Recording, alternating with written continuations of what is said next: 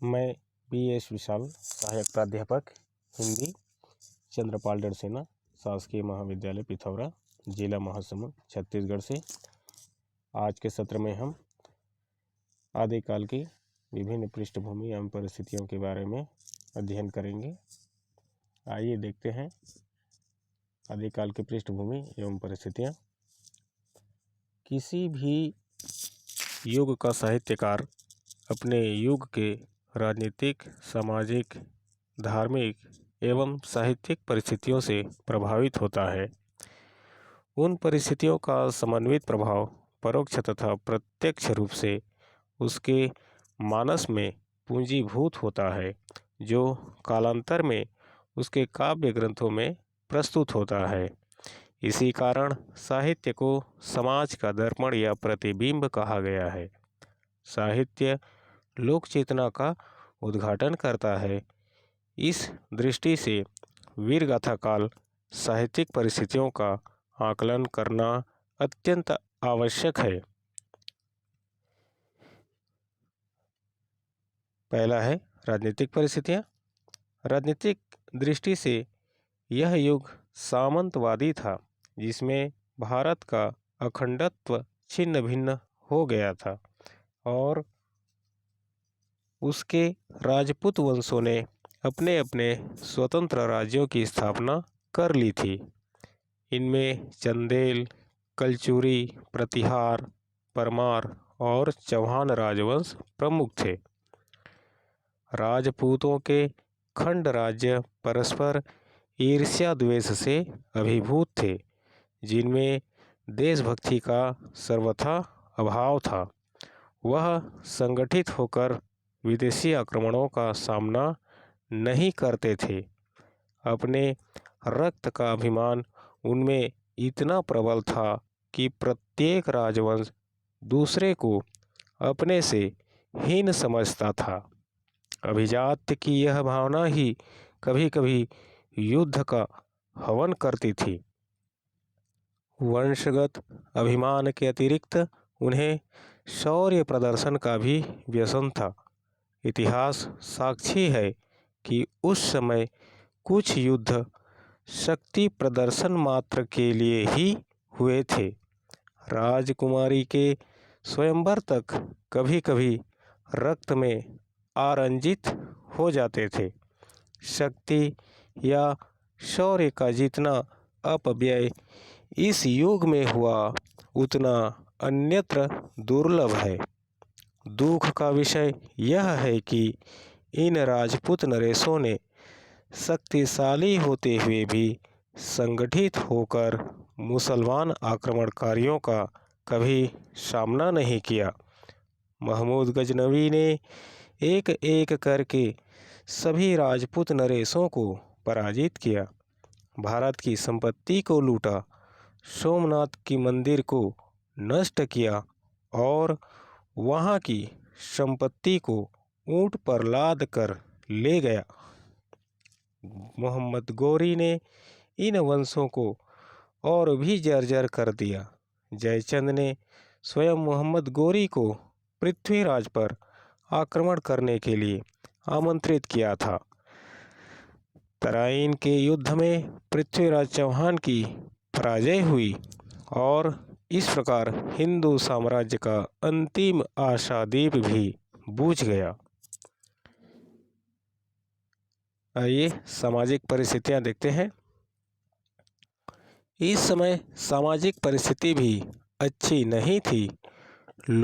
आए दिन विदेशियों के आक्रमणकारियों से लोक जीवन एवं लोक संपत्ति आतंकित थी। वर्ण व्यवस्था शिथिल होती जा रही थी। ब्राह्मणों का सम्मान गिरता जा रहा था और युद्ध प्रिय क्षत्रियों का उत्कर्ष हो रहा था। अंधविश्वासों तथा रूढ़ियों का लोकमानस पर अखंड साम्राज्य था। राष्ट्रीयता का अभाव था। राजपूत नरेश तथा दरबारी विलास प्रिय जीवन व्यतीत करते थे। आइए धार्मिक परिस्थितियां देखें। इस समय भारत में जैन, बौद्ध तथा ब्राह्मण धर्म का प्रचार था। सम्राट हर्षवर्धन के समय बौद्ध तथा जैन धर्म का प्रसार हो रहा था। हिंसा प्रिय राजपूत नरेशों की छत्रछाया में ब्राह्मण धर्म का उत्कर्ष हो रहा था। युद्ध छात्र धर्म समझा जाता था, जिसमें क्षत्रियों की भूमिका महत्वपूर्ण रहा। ब्राह्मण धर्म से वैष्णव धर्म तथा साथ 3 भागों में विभाजित था। गुप्त तीनों संप्रदायों में पशु बलि, योग तथा तांत्रिकता के लिए अवकाश था। शंकराचार्य तथा रामानुजन ने पुनः वैदिक धर्म के उत्थान के लिए प्रयास किया था। संक्षेप में इस काल की धार्मिक स्थिति भी अत्यंत शोचनीय थी। आइए सामाजिक परिस्थितियों के बाद साहित्यिक परिस्थितियां देखते हैं। आदिकाल के अधिकांश कवि चारण थे, जिन्हें राज्याश्रय प्राप्त था तथा वे राजपूत नरेशों के दरबारी कवि थे और अपने अपने आश्रयदाता राजाओं का यशोगान करते रहते थे। यही उनका कवि कर्म था। उनकी रचनाएं वीर रस परक होने के साथ ही श्रृंगार परक भी होती थी। युद्ध काल में तथा युद्ध से पूर्व अपनी वीर रस प्रसविनी लेखनी द्वारा सैनिकों के रक्त में शौर्य एवं साहस का संचार करते थे। कभी कभी तो चारण कवि युद्ध में अपनी तलवार का चमत्कार तक दिखाते थे। मृत्यु के समय ये कवि अपने काव्य ग्रंथों को पैतृक संपत्ति के रूप में अपनी संतति अर्थात संतान को सौंप जाते थे, जो बाद में उन्हें परिवर्धन करते रहते थे।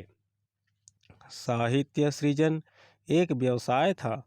इनका काव्य का राष्ट्रीय काम तथा वैयक्तिक अधिक था। लोक चेतना की इन्होंने उपेक्षा की थी। संक्षेप में कहा जाए तो आदिकाल का जो साहित्य था वो एकांगी तथा संकीर्ण था, जिसने जनमानस या लोक चेतना की उपेक्षा की थी। आदिकाल में 2 प्रकार के काव्य ग्रंथ मिलते हैं, अपभ्रंश के ग्रंथ तथा देश भाषा ग्रंथ। अपभ्रंश या प्राकृत भाषा यद्यपि उस समय तक जन भाषा तो नहीं थी, किंतु कवियों की काव्य भाषा अवश्य थी। आचार्य रामचंद्र शुक्ल ने इन ग्रंथों को उपदेशपरक होने के कारण साहित्य ग्रंथों की कोटि में स्वीकार नहीं किया। सिद्ध साहित्य तथा नाथ साहित्य इसी भाषा के अंतर्गत हैं। इन काव्य ग्रंथों का हिंदी साहित्य पर पर्याप्त प्रभाव पड़ा है। बाद के भक्तिकालीन कवि कबीरदास पर भी नाथ संप्रदाय का स्पष्ट प्रभाव था। अतः साहित्यिक परिस्थितियों के संदर्भ में उक्त संप्रदायों की चर्चा कर देना भी आवश्यक था।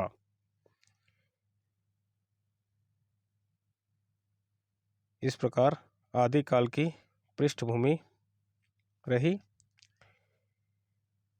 मिलते हैं एक नए वीडियो में एक नए विषय के साथ।